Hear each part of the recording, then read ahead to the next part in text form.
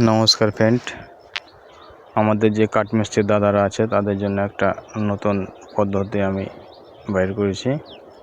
আমাদের যে সুতোগুলো থাকে দাগ দেওয়ার জন্য কাঠে, সেটা অনেক সময় কাঠিতে জুড়ে থাকে, নষ্ট হয়ে যায়। সেই জন্য টেপের মাধ্যমে একটা নতুন করে আমি ভেবেছি আমি এটা কী করে নেব। এই যে স্প্রিংয়ের সাহায্যে সুতোটাকে বেঁধে দেবো স্প্রিংয়ের মাথাতে।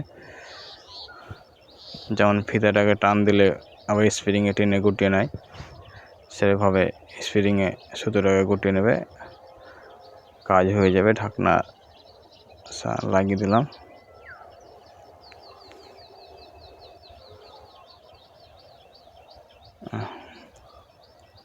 তাহলে আমাদের অনেক সুবিধা হবে, সুতোটা কাটবে না, নষ্টও হবে না, অনেক দিন টেকসই হবে। টেপের মাথাতে যে ক্লিপটা মারানো থাকে, ক্লিপটা খুলে সুতোর আগালে বেঁধে দেবো, যেন সুতোটা টান দিলে না ঢুকে যায় সম্পূর্ণ ভিতরে। সেই জন্য সুতোটাকে বেঁধে ক্লিপটা বেঁধে দিয়েছি সুতোর আগালে। কত সুন্দর হচ্ছে দাগদা। আপনাদের যদি ভালো লাগে তো অবশ্যই কমেন্ট করে জানাবেন। আমাদের কাঠমিস্ত্রির দাদাদের জন্য খুব ভালো হবে এটা তৈরি করতে পারলে।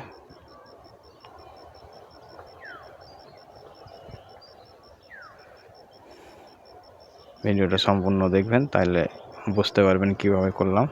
ধন্যবাদ।